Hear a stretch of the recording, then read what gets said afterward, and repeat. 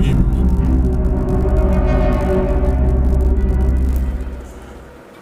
Bueno, sí, vamos a continuar. Vamos a continuar con este tema. Esto es continuación de algún vídeo, ¿no? De hace cosa de 1 o 3 meses, cuando estábamos viendo la importancia del libro escrito a los hebreos, dirigido a hebreos, a prosélitos y a cristianos procedentes del mundo gentil. Como vamos a ver aquí en este estudio, vamos a ver algo sobre eso. Pero nuestro punto importante aquí va a ser el lugar santísimo. Vamos a estudiar eso. Ya vimos Hebreos 1. Y tenemos que ver eso, ¿no? Tenemos que continuar en eso. Claro, porque debemos tratar de responder un par de preguntas. Este libro, el libro de los Hebreos, es un libro que ha tratado desde el siglo XVI de ser eliminado. No se ha podido eliminar del canon propiamente, porque está en el canon desde el siglo I mismo, ¿no? Desde el mismo siglo I, en algunas listas. Luego, en el siglo IV, siglo V, quedó oficialmente, entre comillas, quedó dentro del canon oficial. Y en el siglo XVI lo postergaron, pero no todo el mundo lo hizo. Casiodoro de Reina no puso ese libro a los hebreos al final de la Biblia, ¿no? Como un apéndice, que fue lo que hicieron. Pero Casiodoro en castellano no lo hizo. Y tampoco lo hicieron otros, como los otros grupos que van a venir más tarde, que son propiamente los evangélicos, grupos de corte evangélico, no tanto protestante, porque les gusta meter ambas palabras en el mismo grupo. Pero una cosa son los anglicanos, otra cosa son los protestantes reformados, otra cosa son los evangélicos, que a veces se entremezclan. Y no, los metodistas nunca se separaron de la iglesia anglicana en Inglaterra. Eso va a suceder en América, cuando ya se fueron para el otro lado. No es nuestro tema aquí. Entonces, debemos seguir viendo ese libro, porque lo que dice ese libro, el libro a los Hebreos, es único. No está en ninguna otra parte del Nuevo Testamento, como por ejemplo, lo veremos ahora, cuando se dice que Jesús tiene un sacerdocio inmutable. Eso es de un valor inestimable. Eso es verdadera doctrina. Bueno, hoy en día nadie está por eso. Entonces,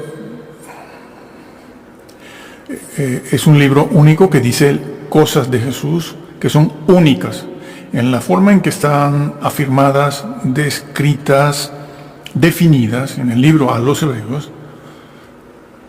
No están en ningún otro lado. En ningún otro lado están. Entonces, debemos verlo, porque en el siglo XIX también ese libro lo descuartizaron completamente. El libro y diversos temas. Y el tema más importante, que es este del lugar santísimo, porque tiene que ver con la expiación. Debemos ver qué es expiación. Tenemos que ver eso, ¿no? Que se realizó el hecho de la expiación, ¿no? ¿Se realizó allí con Jesús o no se realizó? ¿O se realizó en algún otro momento de la historia? ¿Se completó? ¿Allí se podían perdonar pecados? ¿Lo que hizo Jesús servía para el perdón de los pecados o no? ¿O servía para perdonar los pecados en una forma simplemente temporal o incompleta? Porque eso es lo que ha sucedido. Son doctrinas que nacieron a partir del siglo XIX, ¿no? Es que esas cosas no existían antes. El libro a los Hebreos nos habla de Jesús, de eso, y de lo que pasó durante esas 3 horas, Jesús colgado de esa cruz y sostenido solo por 3 clavos, que no era lo que comúnmente sucedía. Jesús sufrió la cruz de la peor manera que se podía sufrir la cruz, de la peor. hubiera podido sufrir la cruz con un poco, sin tanto, sí, sin que le fuera a él tan insoportable.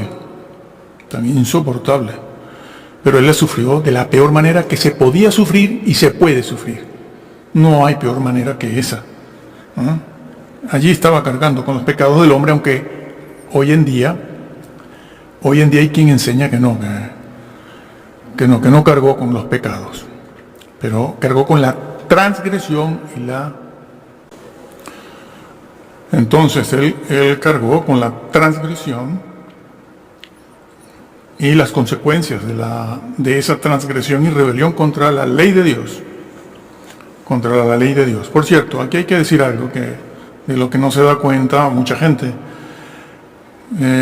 ¿Qué hizo Adán en el Edén? ¿Cómo pecó? ¿Cometió un crimen? ¿O Adán mintió? ¿O planificó algún mal? ¿O fue un fornicario y adúltero? Nada de eso. Tenía un vecino al que le tenía celos. No hubieron esas cosas. Adán, ¿dónde peca entonces? En una rebelión contra la forma en que Dios había establecido el universo, había establecido la sociedad que tenía que desarrollar el Adán. Entonces, eso fue así. Adán peca ahí. No adulteró, no fornicó, no mintió, no mató, no tenía celos, no entraba en rencillas o enemistades contra nadie. Entonces, ¿qué fue lo que hizo? Se rebeló contra la ley de Dios. La ley de Dios que pronto Enoc, Abraham y muchos otros van a hacer valer. Y al llegar al Sinaí, lo primero que Dios hace es entregarle el decálogo. Y a partir de ahí el decálogo estuvo vigente hasta el día de hoy, aunque también lo quitaron en el siglo XVI. No volveremos sobre ese tema. Eso fue lo que hizo Adán. La fornicación, el crimen, el adulterio, el robo son consecuencias de esa rebelión. Y esas cosas que van contra el decálogo, contra la ley de Dios, entraron en la creación, y ya estamos viendo en estos días finales cómo está aumentando la maldad, tal y como Jesús mismo en Mateo 24 lo dijo, ¿no? Que aumentaría el mal hacia el final de los tiempos, razón por la cual el amor de muchos se enfriaría. Por cierto, ahí en Mateo 24, ahí cuando Jesús dijo que aumentaría el mal, razón por la cual el amor de muchos cristianos se enfriaría. Esa palabra, maldad, mal, es antiley, antidecálogo. Está traducido así hoy en día, ya se sabe. Cuando el Señor dijo allí, aumentará la maldad, el vocablo usado ahí es anomia, nomos, o sea, anti-Torah, anti-ley. El mismo vocablo que usó Jesús en Mateo 7, 23, 22, 23, 24, cuando le dijo a aquellos que querían entrar, esgrimiendo un gran currículum, les dijo, apartados de mí, hacedores de anti-ley, anti-Torah. Es lo que está escrito en griego, en griego. Estoy hablando en griego. Entonces, la maldad que va contra la ley moral de Dios. Y eso es lo que hizo Adán. Fue en contra. Y entonces entró la injusticia. Si vamos contra el decálogo, no lo respetamos, no lo creemos, y simplemente vamos diciendo, salvo por fe, ley no. Entonces estamos haciendo lo mismo que hizo Adán. Bueno, no, si usted le pregunta a ellos si se ha de cumplir el decálogo, te dirán que sí. Claro, que la ley hay que cumplirla, la ley hay que cumplirla, claro que sí. Pregúntele usted, hay que cumplirla para alcanzar la salvación que por gracia recibí. Entonces dan la media vuelta y se van, porque no tienen una respuesta. No creen en el decálogo, por eso el libro de los Hebreos sí lo pusieron al final, un apéndice, como ustedes saben, y ya hemos hablado de eso mucho. Pregúntale. La ley, el decálogo, no la ley ritual, que les gusta acusarnos con eso. La ley moral es necesaria cumplirla, tenerla delante, no solo por un bien social, que es lo que desde el siglo XVI han dicho, sino para guardar, conservar y permanecer en la salvación que he recibido gratuitamente. Entonces dan media vuelta, se van porque no pueden decir nada de eso por primera vez, como ya hemos dicho. Exactamente eso. Bueno, tenemos que ver esto. Por cierto, aquí una cosa. Ese libro, ¿no?, a los hebreos, fue escrito a hebreos, para hebreos, pero como lo dice el mismo, se ve en el mismo libro, en el mismo capítulo 6, por ejemplo, fue escrito para cristianos procedentes del mundo gentil y también prosélitos. Los prosélitos eran cristianos que se habían hecho judíos antes de la cruz de Cristo. Así que el libro está dirigido a esos tres grupos, principalmente gentiles de la época de Pablo que se convirtieron con la predicación de Pablo, para los mismos judíos que se convirtieron al cristianismo, la mayoría de ellos ebionitas que negaron la deidad de Jesús, y también para los prosélitos. No, no hay ningún erudito que diga que eso fue escrito solo para hebreos. Hay un sector del cristianismo que le interesa decir eso, pero los eruditos en general saben que ese libro fue escrito para todo el mundo, para estos grupos que he dicho, que he mencionado. Bueno, entonces, hay una cosa que decir aquí. Los ebionitas, que eran los judíos cristianos que negaron la deidad de Jesús, que son los que hoy en día hacen énfasis en la ley moral, no, en los ritos, sobre todo, el asunto de las comidas, las fiestas y la circuncisión. Entonces, los ebionitas, los docetas, cristianos, todos eran cristianos, docetas que negaban la humanidad de Jesús, y otros grupos más, que habían muchos grupos allí, gnósticos, los gnósticos maniqueos que han llegado hasta hoy, eran cristianos gnósticos, los del destino, los que decían que no se podía hacer nada bueno, porque el hombre es una basura, y por lo tanto el hombre no puede hacer nada bueno. O Dios me destina o yo no puedo hacer nada.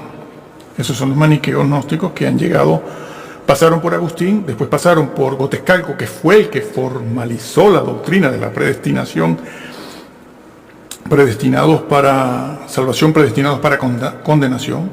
Pero claro, nadie quiere hablar de Gotescalco. ¿Por qué? Porque le resta méritos al señor Juan. Le resta méritos al señor Juan. Pero fue él, Gotescalco. Tomás de Aquino, pero Tomás de Aquino tiene su versión sobre la predestinación. Por primera vez fue Agustín de Hipona el que habló de eso en su lucha contra Pelagio y otros más que estaban allí, ¿no? Entonces, sí, eso ha sido así, ¿no? Así que hubieron muchos cristianos, muchos grupos cristianos distintos que fueron un verdadero dolor de cabeza para Pablo. ¿Y qué hizo Pablo? Se cayó la boca. Pablo, Pedro, Juan, que fue el que protestó contra los gnósticos precisamente, y los docetas. Ireneo los deja muy mal, y no se digan algunos monjes cómo hablaron de los arrianos, muy mal de los arrianos cristianos. Los ruselistas de hoy en día, que por cierto, este señor Russell, Taze, Charles, muy bien, ese señor no entra en el reino, negó la deidad de Cristo, pero de cuajo, de entrada. También James White, sí señor, también la negó. Por eso creían que Jesús era el arcángel. No es nuestro tema. Aquí ahora, ya de eso hablamos. No hablamos mucho, no lo dijimos todo, pero dijimos cosas. Negaron la deidad de Cristo. Una denominación que nació en el siglo XIX con la negación de la deidad de Cristo. Ojo. Pregúntese usted qué personajes estaban respaldando al señor Miller. Vaya, vamos a hablar un poco de eso y seguimos. ¿Quién respaldó al señor Miller en su visión, en su pronóstico de la venida del Señor? Adventistas allí no habían. Los adventistas se van a formar realmente mucho más tarde, hacia 1860, por ahí, 64. Pero en 1844 y antes, allí no habían adventistas, ni milenaristas a ese estilo, de ese estilo. Se creía en el milenio, pero no de esa manera. ¿Quiénes apoyaron? ¿Quiénes apoyaron a la señora Elena? ¿Quiénes? Porque allí no habían adventistas todavía, protestantes. Claro. Allí habían los bautistas de corte calvinista y metodistas, pero los metodistas de América. Y esos son los que más tarde van a ser considerados adventistas. Cambian de doctrina, según la señora Elena, y cambian la doctrina y se hacen adventistas. Pero el grupo que se masificó cuando el señor Miller dijo que el Señor venía en el 43, no vino, después del 44 tampoco vino, todas esas personas que respaldaron ese movimiento y siguieron respaldándolo, eran de corte protestante. Allí no habían adventistas, tampoco habían pentecostales todavía. Bueno, el fenómeno es una cosa, pero el grupo, la denominación pentecostal, no existía. Tampoco todavía allí. Se van a levantar pronto, sí, pronto se van a levantar esos grupos, pero allí tampoco estaban los de la cienciología. Tampoco se van a levantar un poco más tarde, ni la iglesia cuadrangular, ni los mormones. Los mormones están por ahí, casi simultáneos, formándose. ¿Sí? Bueno, no, los testigos de Jehová son los mismos adventistas que se separan. El señor Charles Russell sigue su camino y los adventistas siguen el suyo. Son simultáneos, son hermanos. Y otros grupos más que surgieron allí. Pero no habían surgido todavía. El primero prácticamente que surge es este grupo que destrozó el lugar santísimo. Por eso es una doctrina distintiva, claro, distintivísima. Eso no lo había dicho nadie jamás, ni tiene soporte bíblico, como vamos a ver aquí. Entonces, ¿qué hizo Pablo? ¿Qué hizo Ireneo en el siglo II? Tertuliano, todos esos, Jerónimo. Hicieron un juicio, muy bien, un juicio de valoración. No le estén creyendo a estas personas que dicen no juzgues. No, hay que juzgar, claro que sí. Es que la Biblia te lo manda, te lo ordena. Te ordena que no seas necio, como las 5 necias.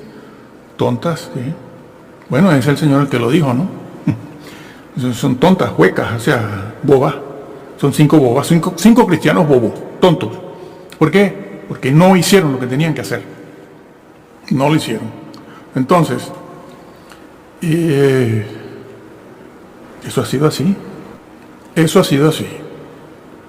Entonces, ¿qué pasó? Que Pablo hacía un juicio de valor dentro del cristianismo. Todo eso sucede dentro del cristianismo como siempre. El problema y la amenaza no está afuera. Siempre estuvo dentro de Israel y siempre estuvo dentro de la iglesia. Quien puede torcer la Biblia no son los incrédulos o ateos o religiosos. Es dentro de la iglesia. Y Pablo empezó a hacer juicios de valor. Eso no es verdad. Este es un mentiroso. Esto es cizaña. Eso es falso, eso es mentira. Y como él, todos los que vinieron después.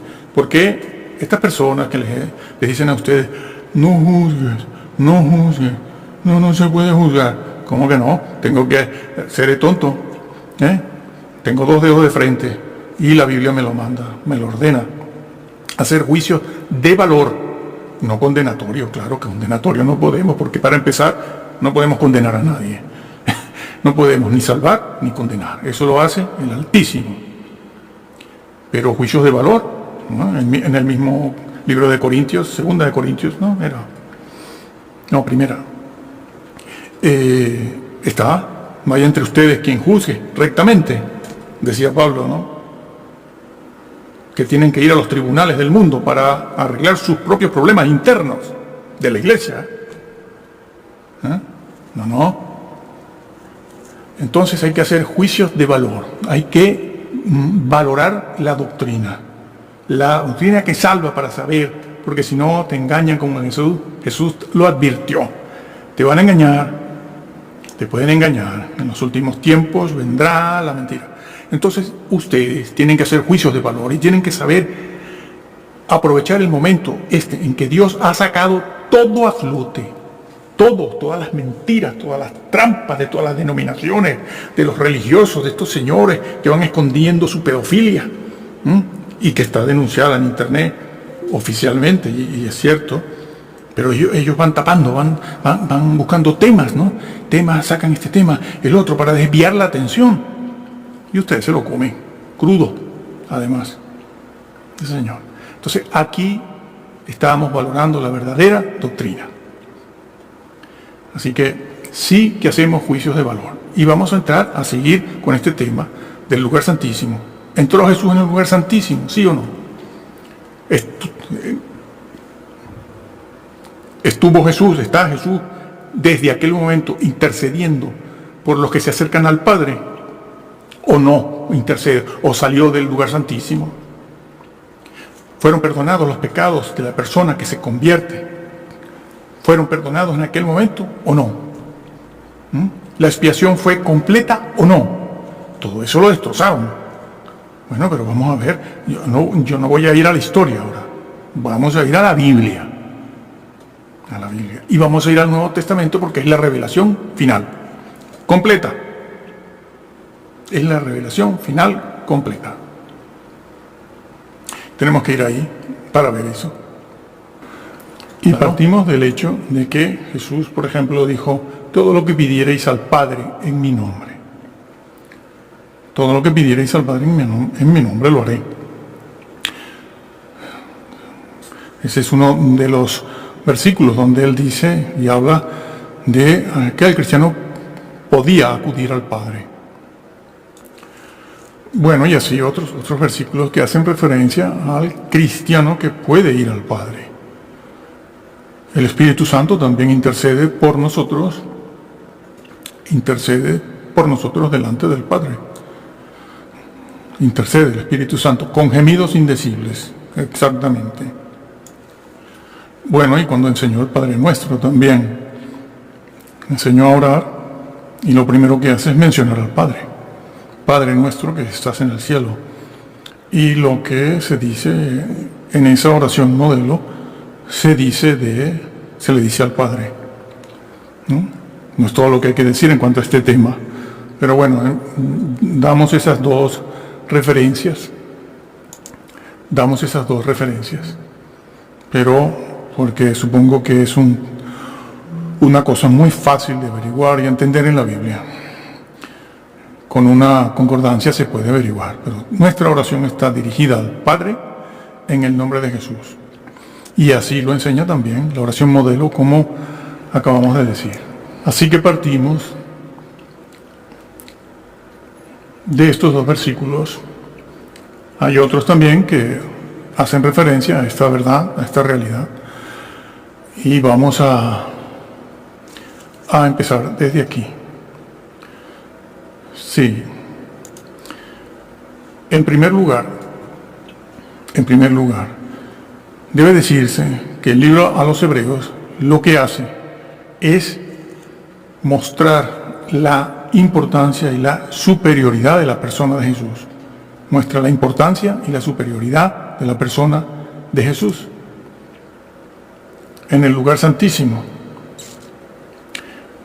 Y lo va a hacer porque aquella iglesia, a aquel grupo de personas a las que se dirigió la carta, estaban pasando por diferentes situaciones, tanto situaciones de persecución adversas, pérdida de trabajo, pérdida de bienes, como también problemas doctrinales de todo tipo. todos ellos, no solo los hebreos allí, a los que se dirige la carta, sino a los mismos creyentes, También se les estaba allí hablando a ellos, sí señor. Y lo que trata de hacer el escritor de esta carta es hacerles ver la victoria que obtuvo Cristo en su redención, en su trabajo de redimir a la humanidad, cómo esa obra es algo seguro, y cómo es algo que es permanente, y qué es lo que Cristo está haciendo. Y para demostrar esa superioridad de la obra de Jesús, va a decir lo que vamos a ver ahora aquí. Para demostrar la superioridad de Jesús como algo en lo que confiar, va a empezar a hablar o continuar hablando a partir del capítulo 6, como vamos a ver, hablando de la grandeza de la obra de Jesús. Y lo que va a decir es lo que sucedió allí, que es definitivo, la obra. Vamos a verlo ya entonces.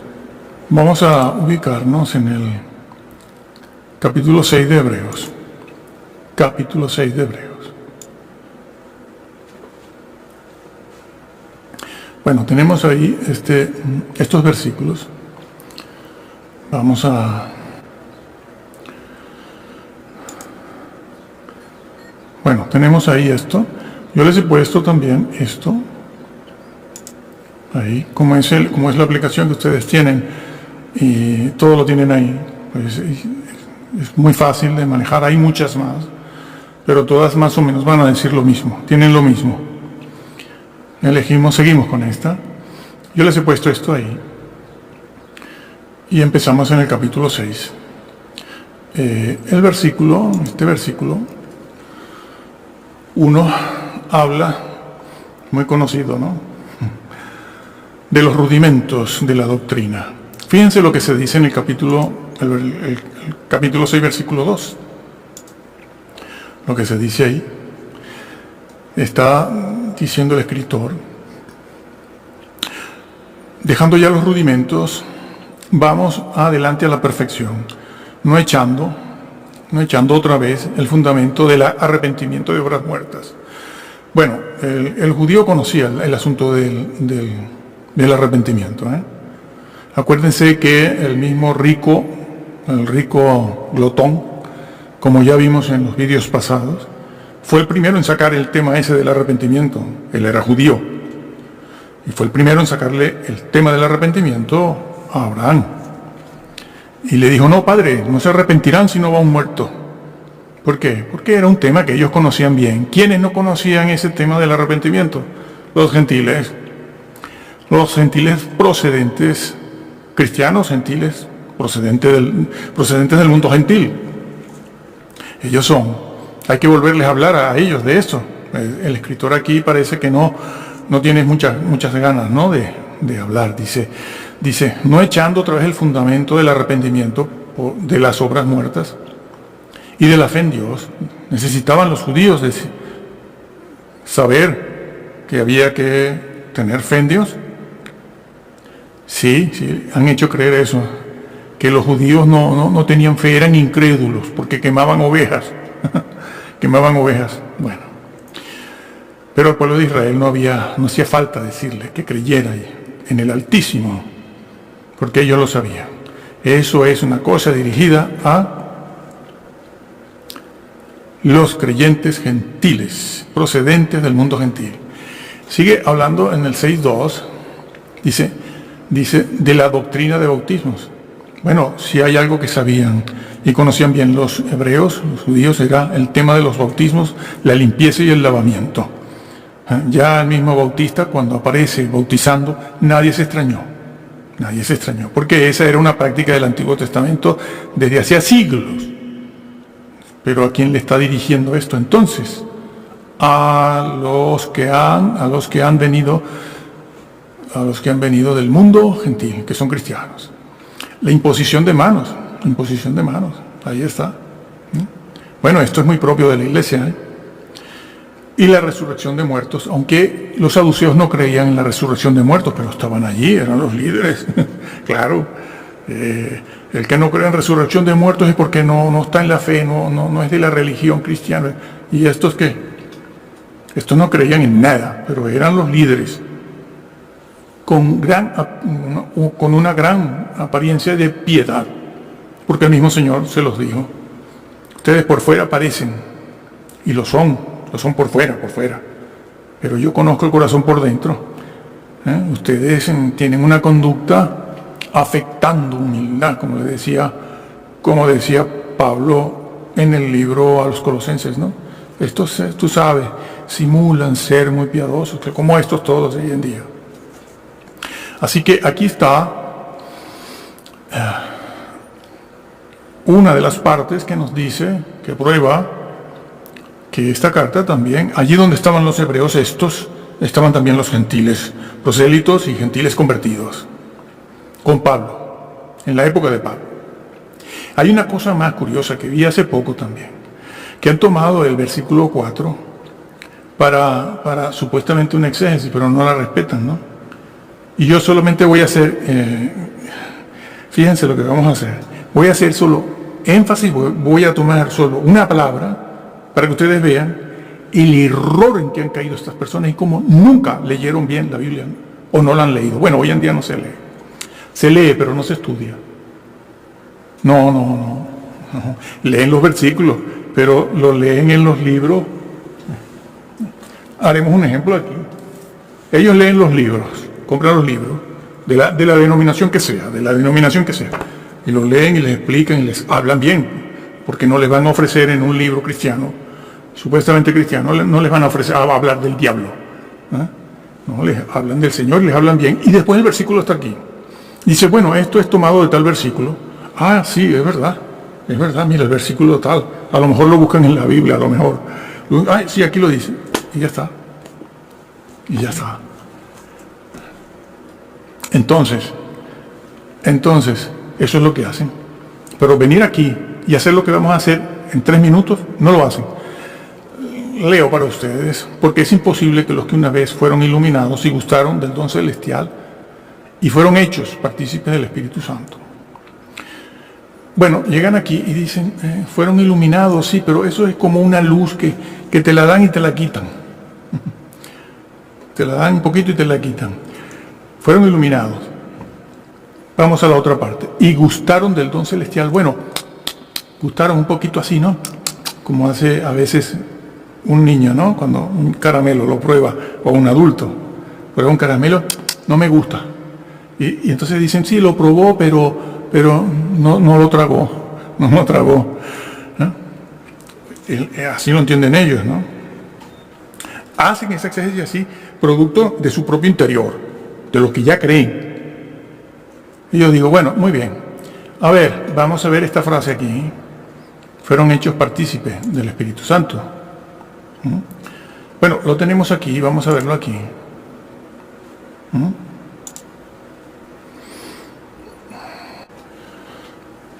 Bueno, lo tenemos aquí, lo vemos aquí, ¿no? Yo les he puesto esto, es muy sencillo, muy simple, pero ya se ve.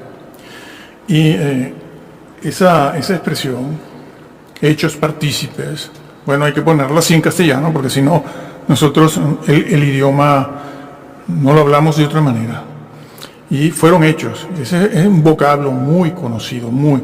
Es este de aquí, ginomai, que está en forma reflexiva.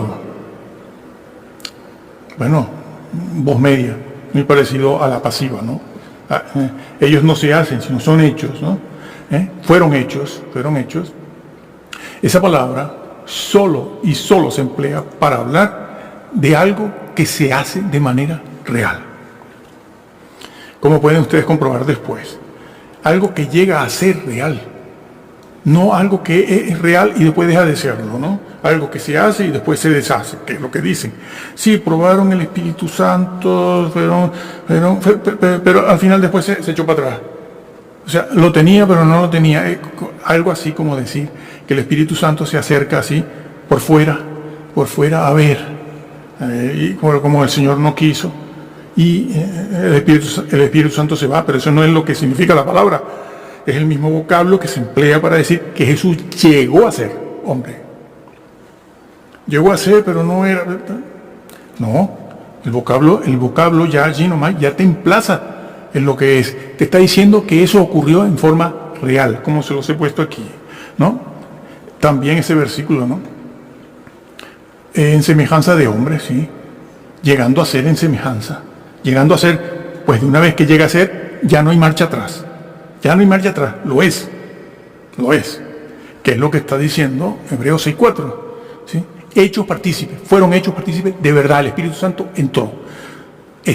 Participaron, ojo, tienen el vocablo participar ahí, pero es el mismo que se usa en todas partes para hablar de que el cristiano participa de los bienes y de las cosas espirituales y del mismo Espíritu Santo.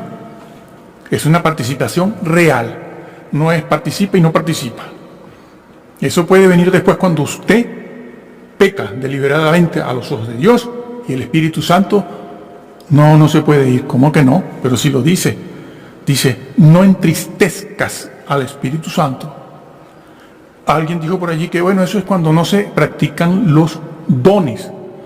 Pero es que el contexto donde está ese versículo, que es Efesios, donde se dice, no entristezcas al Espíritu Santo, está encajado en el medio de toda una serie de valores morales, no de dones, sino de frutos. Lo podemos buscar un momento, ¿no?